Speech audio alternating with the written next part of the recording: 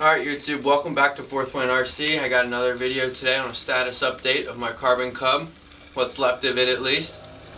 So I went over, had a little oopsies, I lost my servo control on my rear rudder, so I couldn't climb out of a dive, and it snapped my fuselage in half. So here, we'll go down here. I got all the guts of the airplane here, everything's working, everything's good to go. The fuselage obviously broken. Cowl hood broken, wheels are good, my tail down there is good, my wings all good here.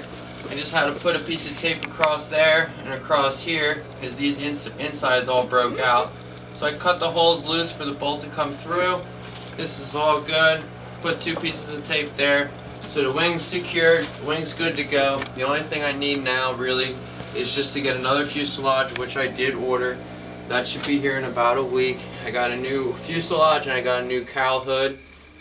So in about a week, I'm going to take some pictures, take some videos, get my put back together video, so to speak. See if we can get the Carbon Cub flying again in another week, maybe 2 weeks.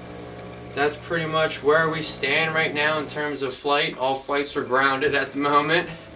But all the guts and everything work, which is a really good sign. I was going to get a do-it-yourself kit from Flight Test, but I decided I don't know if my motor's too big or too small for these designs that they have, because I wasn't going to buy one of their power packs. I was going to try to use my power pack here.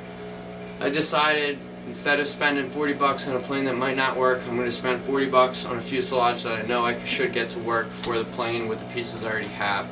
So that's it. That's all I got for today. Thanks for watching. Make sure to ring the bell, subscribe, thumbs up the video if you like it, drop some comments with some feedback and questions if you have them. Thanks for watching Fourth Wind RC.